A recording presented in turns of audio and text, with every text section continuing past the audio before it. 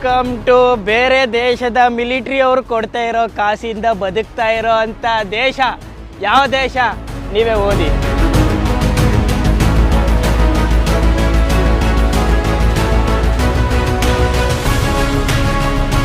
ಇದನ್ನ ನೋಡ್ತಾ ಇದ್ರೆ ನಿಮಗೆ ಈ ದೇಶದ ಹೆಸರು ಡಿಜಿಬೂಟಿ ಅನ್ಸುತ್ತೆ. ಆದರೆ ಈ ದೇಶದ ಹೆಸರು ಡಿಜಿಬೂಟಿ ಅಲ್ಲ, ಜಿಬೂಟಿ ಅಂತೆ. ಅಲ್ಲಿರೋ ಅಂಥ ಡಿ ಸೈಲೆಂಟ್ ಅಂತೆ. ಡಿ ಸೈಲೆಂಟ್ ಆದ್ರೂ ಡಿ ಸೇರಿಸ್ಕೊಂಡು ಬರೀತಾರಂತೆ.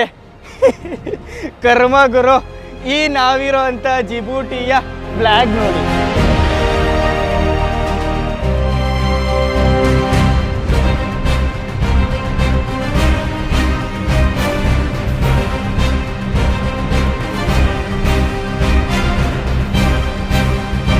ದೇವರು ವೆಲ್ಕಮ್ ಟು ಜಿಬೂಟಿ.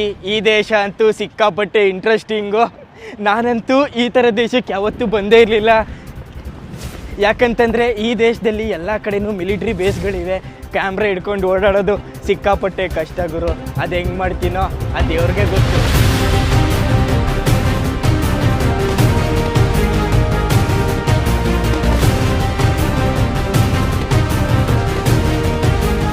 ಗುರು, ನಮ್ಮನ್ನು ಬ್ರಿಟಿಷರು ಆಳಿದ್ರಲ್ಲ, ಹಂಗೇನೆ ಈ ಜಿಬೂಟಿನ ಫ್ರೆಂಚ್ ಅವರು ಆಳಿದ್ರು.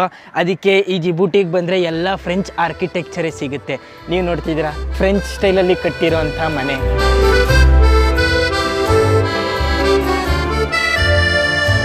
ಸಿಕ್ಕಾಪಟ್ಟೆ ಯೂನಿಕ್ ಆಗಿದೆ ನಾವಿರೋಂಥ ಸಿಟಿ. ಇದು ಚಿಕ್ಕ ದೇಶ ಆದ್ರೂ ಈ ದೇಶದ ಜನಸಂಖ್ಯೆ 1 ಮಿಲಿಯನ್. 1 ಮಿಲಿಯನ್ ಅಲ್ಲ, 1 ಮಿಲಿಯನ್ ಅಂದರೆ 10 ಲಕ್ಷ ಅಷ್ಟೇ. ದೇವರು ಎಲ್ಲೋ ಇರೋವಂಥ ಫ್ರಾನ್ಸು, ಎಲ್ಲೋ ಇರೋವಂಥ ಜಿಬೂಟಿನ ಒಂದಾನೊಂದು ಕಾಲದಲ್ಲಿ ಫ್ರಾನ್ಸ್ ಆಳಿದ ಮಾತ್ರಕ್ಕೆ ಈ ಜಿಬೂಟಿಯ ಕರೆನ್ಸಿ ಆದರೂ ಈ ಕರೆನ್ಸಿ ಹೆಸರು ಜಿಬೂಟಿಯನ್ ಫ್ರಾನ್ಸು. ಇದು 10,000 ಫ್ರಾನ್ಸು, ಇದು 5,000 ಫ್ರಾನ್ಸು.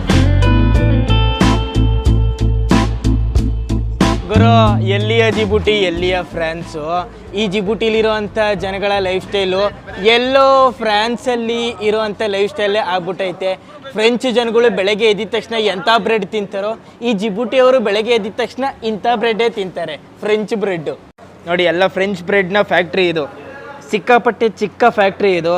ಈ ಚಿಕ್ಕ ಫ್ಯಾಕ್ಟ್ರಿಲಿ ಈ ಪಾಟಿ ಉದ್ದುದ್ದ ಬ್ರೆಡ್ ಮಾಡ್ತಾರೆ ನೋಡಿ. ಎಲ್ಲ ಫ್ರಾನ್ಸಿನ ಇನ್ಫ್ಲೂಯೆನ್ಸು. ಈ ಥರ ಬ್ರೆಡ್ ಇಲ್ಲ ಅಂತಂದರೆ ಈ ಜನಗಳಿಗೆ ಸಿಕ್ಕಾಪಟ್ಟೆ ಕಷ್ಟ ಆಗ್ಬಿಡ್ತದೆ.